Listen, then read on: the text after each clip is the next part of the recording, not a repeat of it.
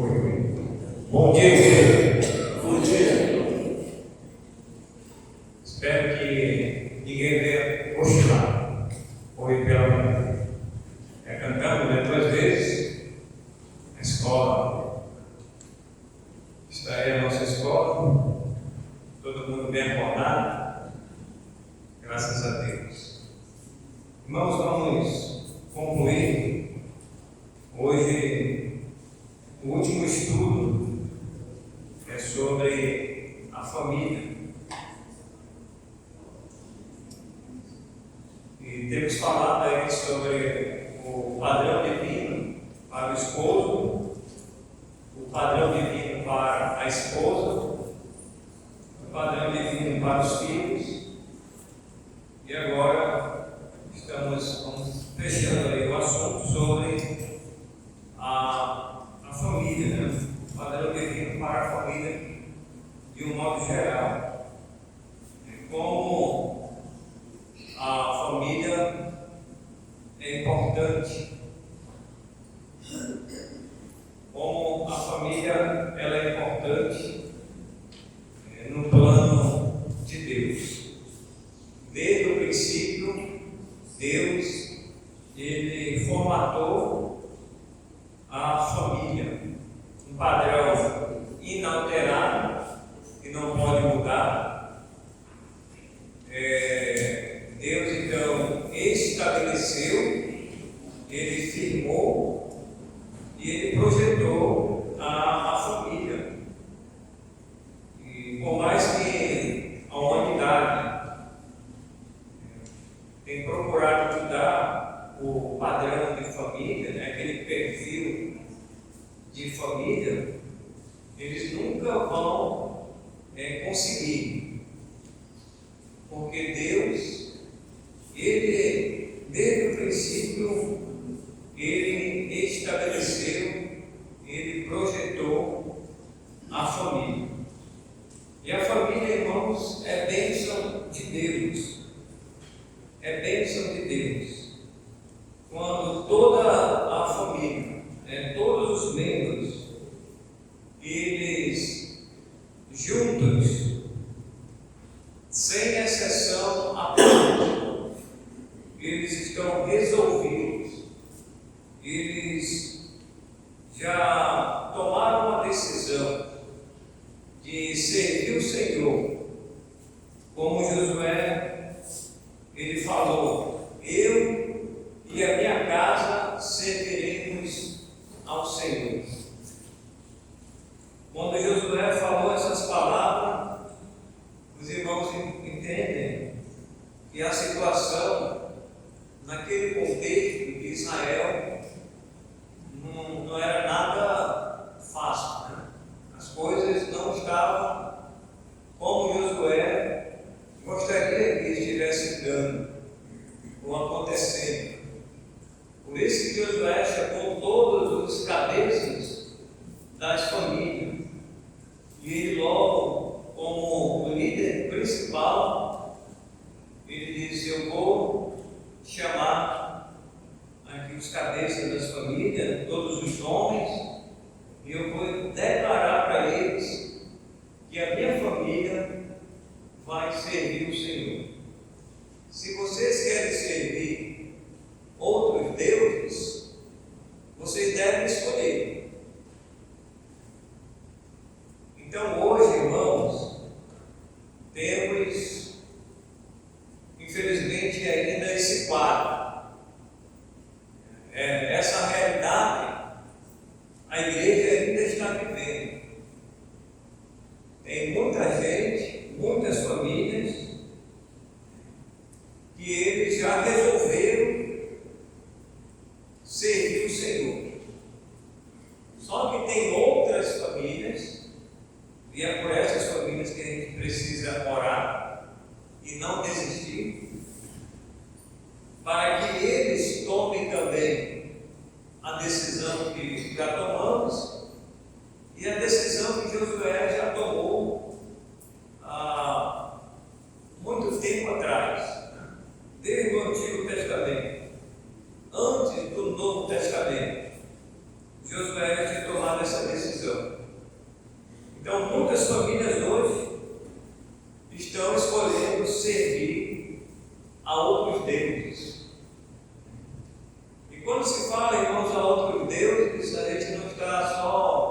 se referindo a uma imagem de escultura, seja ela de ferro, de gesso, de prata, de ouro. Não somente isso, mas os deuses, irmãos, desse mundo, onde as pessoas têm procurado com as suas famílias viver longe de Deus, longe do padrão de Deus, mas cada vez mais perto do padrão que é reprovado por Deus, né? Questão de servir, então servir do mundo, né? E a lógica é, irmãos, quem não está servindo a Deus, está servindo o mundo. Não tem para onde correr, certo? Ou aquela família está servindo a Deus, ou está servindo o mundo. Porque nós estamos aqui nesse mundo, só que nós resolvemos servir o Senhor. Agora, aqueles que estão aqui no mundo, do outro lado, eles estão no mundo ainda do pecado, ainda não resolveram sair de um quadro, de uma situação, para servir o Senhor. Então, tem muita gente, por exemplo, que ainda está nas trevas, né? E quem não está servindo a Deus, então está nas trevas. Então, das trevas tem que sair para a luz, para servir o Senhor. Por mais que aqueles que estão nas trevas, eles aparentemente falam: não, nós estamos servindo a Deus. Eu e a minha família, nós vamos para a igreja, a gente assiste os cultos, faz uma série de coisas, de oferenda, participo disso, daquilo, né? Eu dou minha oferta, eu dou meu dízimo, e eu participo disso, daquilo outro, e às vezes é só naquele momento, é só por um momento, é só por um instante. A família, irmãos, a família cristã, ela tem que ser constante, sempre servindo a Deus. Não arredar nem um centímetro e nem um milímetro. Não pode passar pela nossa cabeça, pelo nosso pensamento: eu vou para a igreja hoje domingo, mas aí no próximo domingo ou no outro seguinte eu já não vou mais. Não, irmãos, isso aí não deve passar pela nossa cabeça. Sempre que necessário, domingo, a gente tem que estar na casa do Senhor, a não ser que aconteça algum contratempo, a não ser que aconteça alguma coisa que você tem, você firmou um compromisso, você tem que estar ali naquele compromisso. Mas, se possível, irmãos, não marcar nem o compromisso no domingo, se possível. A gente tem que fazer o máximo que possível para domingo, pelo menos, estar na casa do Senhor, com toda a família. Mas se der para vir quarta-feira, eu também tenho que vir quarta-feira. Se der para vir sábado, eu tenho que vir sábado também com a minha família. Enfim, todas as programações da igreja, nós temos que nos esforçar o máximo possível para estarmos juntos, servindo a Deus. Servindo a Deus, irmãos, em todo tempo, em todo momento, seja qual for a circunstância. Se nós estamos bem de saúde, ok. Se nós não estamos bem de saúde, estamos doentes, tem algum membro da saúde que está doente, tem algum irmão que está doente, aí é que eu preciso mesmo me apegar com Deus. Em todos os momentos, em toda e qualquer circunstâncias. Tá bom? Então nós temos falado aí, irmãos, a gente vai ler esse texto. Vamos ler o texto aqui agora. A gente leu, pode passar aí, Deuteronômio 6. 6 são o texto bíblico. Deuteronômio 6. Abra aí na sua Bíblia. A gente vai ler ele novamente para a gente não esquecer. Procurar não esquecer, né? Como era o povo de Israel. Deuteronômio capítulo 6, de 1 a 9.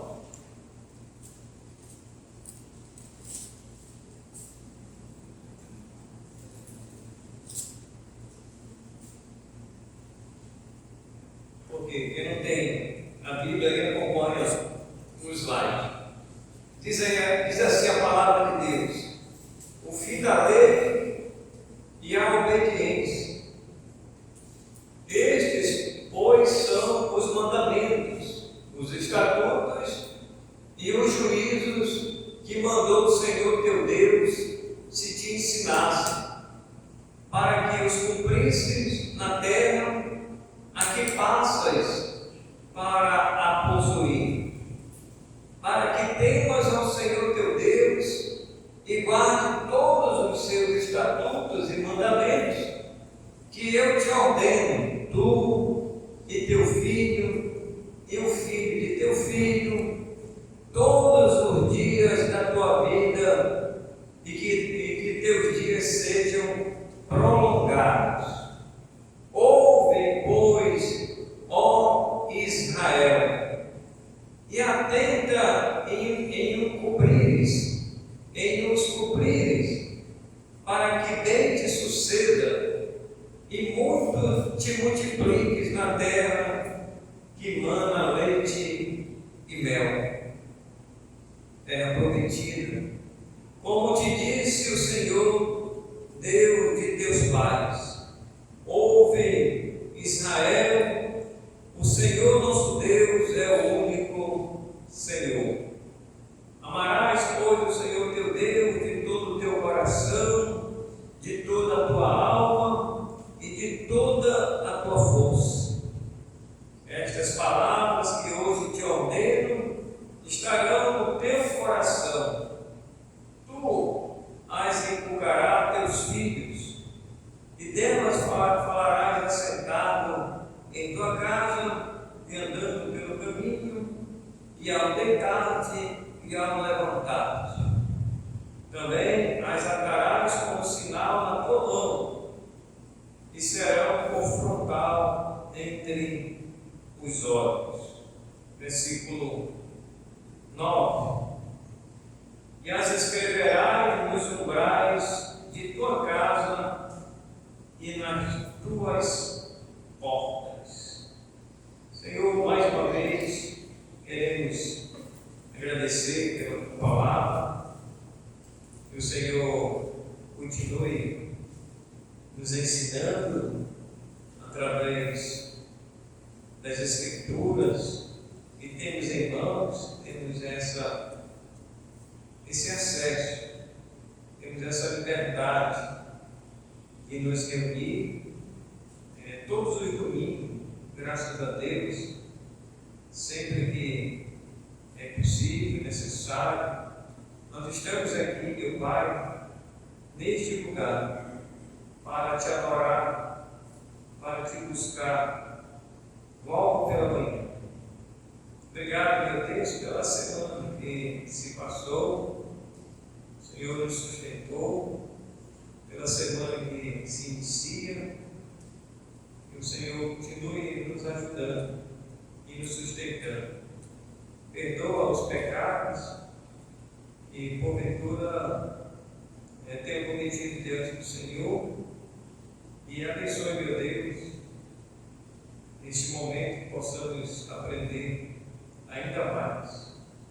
No nome de Jesus que nós oramos, agradecido. Amém. Irmãos, então nós temos aqui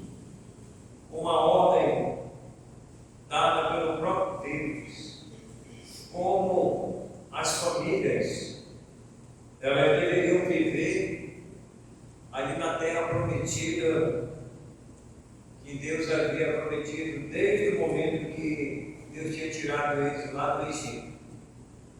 E eles chegaram lá. Agora eles estão acampados e eles estão se estabelecendo na terra. E cada família era responsável pela sua família. Naquela época, naquele contexto, eles tinham a responsabilidade de os pais passar esses ensinamentos para os seus filhos. E você percebe aí que era de geração para geração, né? Era o filho, os filhos dos teus filhos, e os filhos de não sei de quem, e os filhos de não sei de quem, até chegar naquela geração, a última geração. Não sei, talvez os antigos que eles viviam mais tempo, né, que a gente hoje, chegava 200 anos, 150 anos, então eles alcançavam muitas gerações, né? E com o pecado, né, se alastrando cada vez mais, a idade ela foi diminuindo, né? Até chegar no nosso tempo, que hoje é 70, 80, e o que passaram disso é canseira e infarto. A irmã Zizi, por exemplo, ela já tem neto, bisneto, já tem tataraneto, falta o tataraneto. Então ela falta alcançar o tataraneto. Já está perto? Já tem alguém esperando? Tem não? Está devagar, hein? Quem seria o tataraneto?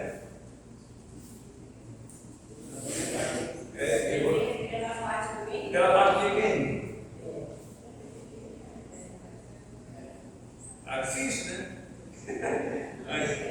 Mas se chegar, irmãos, ao tataraneto, aí, então já é uma bênção, né? Já é uma bênção. Então a gente, por exemplo, França aqui e a irmã Mari são avós, né? O bisneto está distante. Está muito? Não. Quero essa logo. Bisneto. Então, queira Deus que os irmãos vão alcançar o bisneto, né? E queira Deus que os irmãos alcancem até o tataraneto. Mesmo já cabelo branco que deve estar na irmãzinha, né? Já casou, mas quem sabe ele não vai alcançar, né? Pode ser que a irmã Zizi ainda alcance, mas irmãos, naquela época, eles alcançavam com facilidade. Bisneto, neto, bisneto, tataraneto, quadrineto, quinto neto, não sei quantas gerações eles alcançavam, mas eles tinham esse compromisso. Os pais passaram esses ensinamentos, os mandamentos, os estatutos, né, e os preceitos de Deus. Tudo devia ser ensinado para aquelas gerações.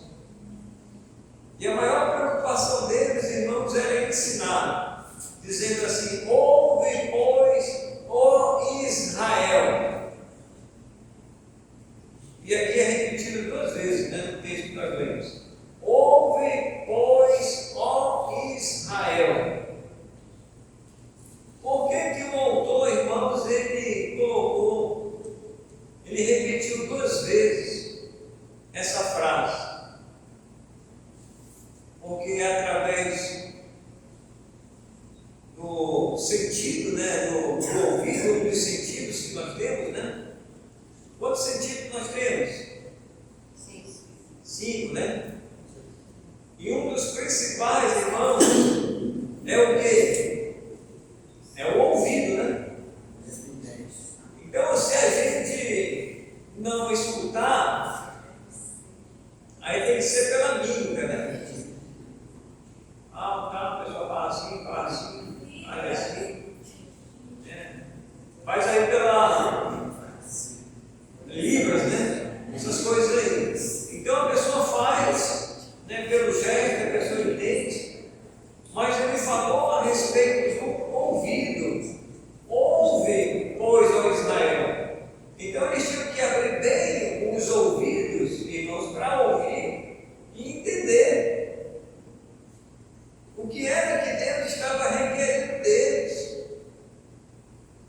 E Deus está afirmando ali com eles, irmãos, com aquelas famílias, um pacto de obediência, de uma ordem que havia sido dada a eles. E agora eles tinham que obedecer essa ordem.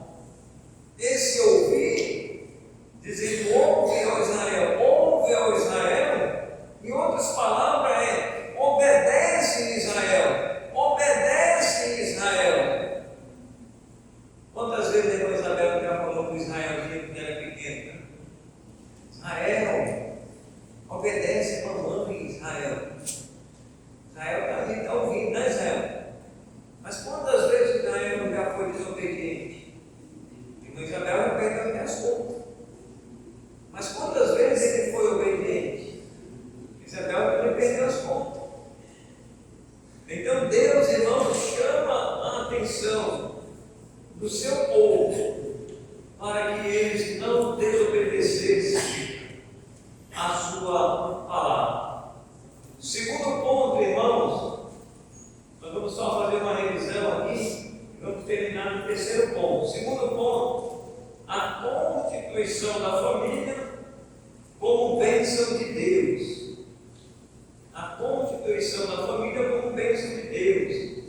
Falamos sobre a importância da adoração a Deus. Letra A. Letra B. A oração da família altera as circunstâncias. E a letra C. Toda a família na casa de Deus. Toda a família na casa de Deus.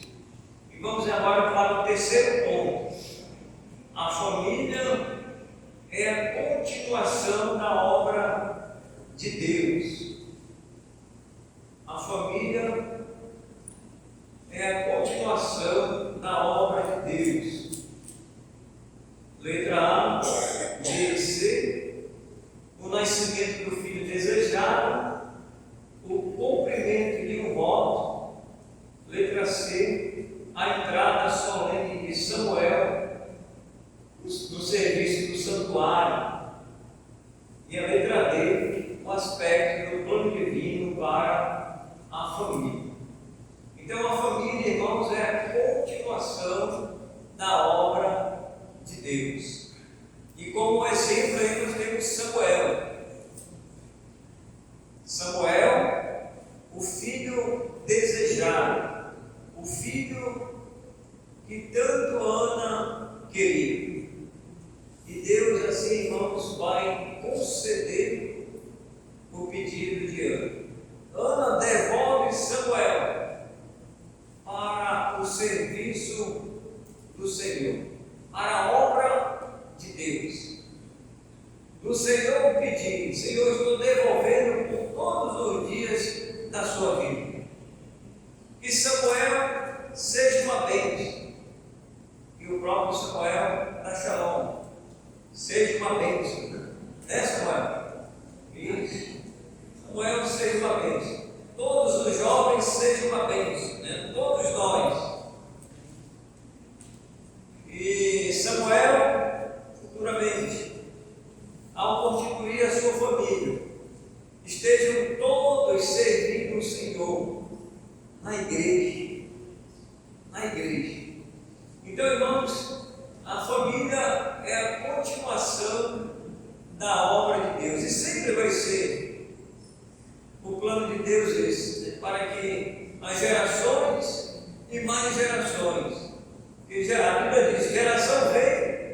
e geração vai. E isso nunca é novo, né? Isso já vem de muito tempo atrás. Nada é novo. Tudo já aconteceu anteriormente.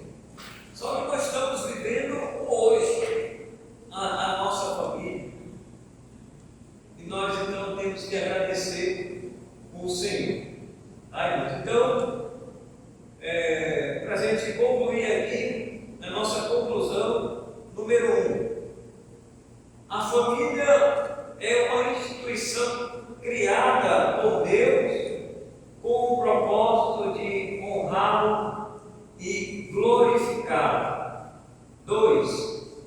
A família precisa fundamentar os seus princípios bíblicos e unicamente na palavra de Deus, para lutar contra as ciladas satânicas. 3. A família alicerçada sobre a rocha, que é Cristo, é uma bênção para a igreja. Entre aspas aí, família forte, igreja forte. E terminamos então com o Salmo de número 127:1. Se o Senhor não edificar a família, aí seria a casa, né? Troquei aqui, a família, em vão trabalham os que a edificam. Se o Senhor não edificar a família, em vão trabalham os que a edificam. Então nós temos que deixar, irmãos, o Senhor no centro da nossa família. É Ele que vai edificar a nossa família, a nossa casa. Deus sempre foi e sempre será a pessoa central da nossa família. Se qualquer família que pensa assim, eu vou, pelos meus esforços e pelo meu trabalho, pela minha capacidade, pela minha inteligência, pelo que eu tenho, eu vou edificar a minha família. O salmista diz que vai ser em vão. Porque tem muita gente, irmãos, que vive, tem muitas famílias que vivem na independência de Deus. Sabe, irmãos, o que é viver na independência de Deus? É como se a pessoa dissesse assim: eu não preciso de Deus. Eu não preciso de Deus, porque eu posso. O Senhor diz assim, bate até no peito. Eu posso viver com a minha família do jeito que eu quero, do jeito que eu penso. E tem muita gente pensando assim. A igreja, para eles, não tem importância. Deus, para eles, também não tem importância. Porque eles acham que tem recursos sobre a terra em suas mãos, tem valores, tem patrimônio, tem bens materiais. Eles acham que isso é tudo para eles. Eles acham que se de repente adoecer, corre para o hospital, paga o melhor médico, o melhor hospital. E eles pensam assim. E muitos que têm pensado assim, às vezes tem sido triste e tem sido tarde demais para conhecer a Deus. Às vezes não tem a oportunidade de salvação. Porque às vezes a pessoa entra em coma, né? Ela entra em coma e dali não sai mais. Semana passada, agora retrasada, eu fui no culto fúnebre de um conhecido, meu lá de cantando, não sei se ele é crente, Deus ele sabe, mas ele nos convidou, a gente foi lá, levou a palavra, e a esposa dele entrou em coma, ele é médico, né? Aí entrou em coma, aí ficou aqui no Adventista. Ele me chamou, pastor, você pode vir aqui fazer uma oração? Posso? Fui lá, entramos lá direitinho, todo aquele aparato lá, de segurança, né, para evitar a contaminação. Aí entramos lá e ela estava na parede. Se você já entrou, com o que você entrar numa UTI? Foi a primeira vez que eu entrei na minha UTI, ali do Adventista. Quem já entrou sabe onde é que é lá, uma UTI. Irmãos, tem mais aparelho do que assim, você fica rodeado de aparelho. É uma cama só assim, e aparelho para cá, aparelho para lá, um em cima do outro assim. Eu olhei aquela, esse aparelho assim, porque ela estava sendo mantida viva por aqueles aparelhos. Isso é dado. Infelizmente ela não resistiu, morreu com 9. Eu tinha 2 filhos, 28 anos, né? Morreu com 28 anos. Pegou uma infecção, uma bactéria, acho que deve ter se alojado, acho que na mente, eu penso eu, na mente, e os médicos não descobriram o que era. Não descobriu o que era, não. Exame, exame para cá, exame para lá, vai para cá, vai para lá. Não descobriu. Eu não sei de fato, eu não deve ter. Estava muito abalado, qual foi a causa, se descobriram a causa realmente. Não. Então, irmãos, tem muita família, famílias assim, alheias, né, às coisas de Deus. E quando a doença chega, não tem recurso, pode colocar no melhor hospital, pode ter melhor aparelho. Quando chegar, manda longe, já é. E tem muita gente vivendo longe de Deus, muitas famílias vivendo longe de Deus. Nós não queremos, irmãos, queremos viver cada dia mais próximo do Senhor, buscando mais o Senhor. Buscar o Senhor, né, enquanto se pode achar. Invocar enquanto Ele está perto. Então devemos buscar o Senhor sempre. Sempre. Que o Senhor nos abençoe e vamos edificar a nossa família.